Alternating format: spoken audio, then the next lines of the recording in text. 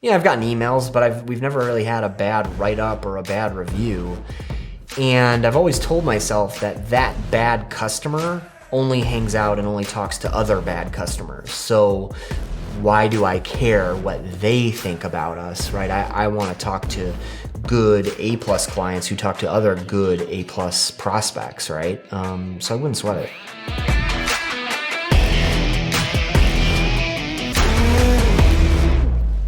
In this video, we're going to talk about bad clients. A lot of maybe some methods to avoid getting a bad client. But then if you do end up with one, how do you transition or get rid of, and when, and why it's important. I'm Stephen Taylor. This is WeeklyST. For the last 10 years, I've been building a couple $1 million cybersecurity IT support company here in Chicagoland, and I'm fascinated with living a wholly successful life. We talk about this every single week and more. Please like, share, subscribe. Quite often from others in the IT industry, I read about or hear about really what I'll call dreaded clients. They have a situation with a client that's not gone well, or there really is a challenge and they're looking for advice or guidance on how to really navigate that situation. And yes, I think there's great experience shares and useful advice and help, but really the best place to handle this is ahead of the issue, ahead of the challenge, right? Ahead of it falling off the rails, so to speak. And to do that, you really want to look at, what are you doing in your sales process, and even in your marketing, to really weed out what would become a bad client in your mind, and having a framework around, what does a bad client look like? What am I not willing to put up with in my business, and things like that. And certainly, when we're in startup mode and we're new, we will chase the dollar, right? And we have to, to create a business, you need revenue, you need, a client with a check in hand, so to speak. And you'll really take that revenue from anywhere, and you're willing to kind of, deal with, as it may happen, some challenging clients, customers, or people. But later on in your business growth and maturity, you really can choose your clients. And I think it's super important in an IT business. I always say I want to protect our team, right? That our team is the most important part in this business. And if they're unhappy, or if they're getting yelled and screamed at, it's not a good situation, and it will really affect, their longevity here, right? Their ability to serve our customers with kindness and respect, right? And their mental health. And that's super important to me, where, now we choose whom we work with, and we're not willing to settle. So I think it's important to know what that framework is. What are your non-negotiables? What are you not willing to put up with, right? Is it the customer who late pays all the time? Is it the customer who, no matter what's going on, is always yelling and screaming, right? Or cursing and swearing? Is it the customer that, just demands that you drop everything and focus on them solely, even if the situation doesn't necessarily warrant that level of support? So, come up with what your non-negotiables are, and then how do you design your sales and marketing to kind of, look at some of maybe those hurdles or interview questions or whatever it might be. And you can really look at, how do they manage their people and their business, right? And maybe in your sales process, you get to interview a few of their team to talk, of course, about technology, but also, hey, how do problems and issues get handled around here? How does your organization, deal with goals, and when those goals aren't met? You can ask some different kind of questions really to get at, how does this organization operate and function? And what we found is, we really love and appreciate clients that are similar to us, turns out, right? That are growing, that give their team autonomy and don't micromanage, that have a culture of caring. Those are the organizations that we do the best business with. And it's reciprocal, right? They love us for those reasons as well. And so we find really great fit clients with that. Now, we're not always perfect at this, right? And you can't always be perfect at finding that customer, finding out, that customer might be a bad fit. And so you might end up in a situation where you've signed the deal and you're moving forward, and then later you find out, and we've had to navigate that. I think we talked about it in a video previously. We had to fire a $30,000 a year client.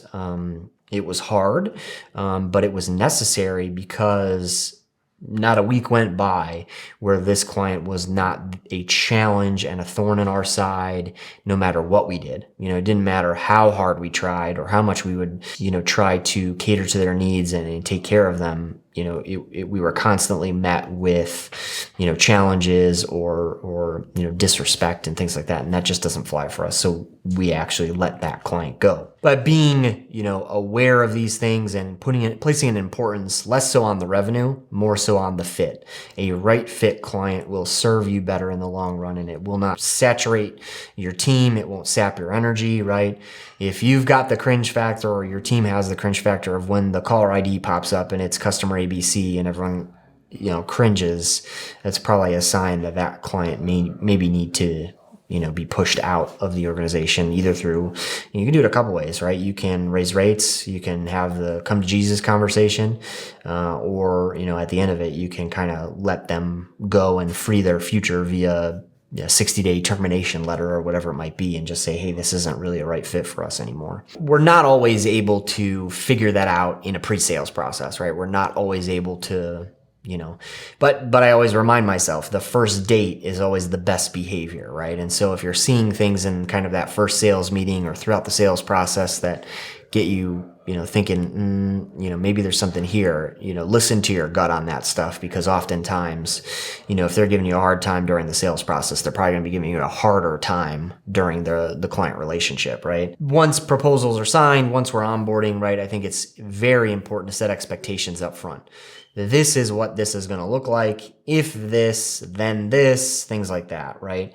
You really need to get, and it's true in the sales process too, you really want to get their agreement with things and understanding that this is the way we do business. This is what we're looking for. This is what we expect. This is what you can expect. This is what you're going to get from us. Those kinds of things are super important. And if you can get those in up front, then you're not answering those challenges, issues, and questions later on, right?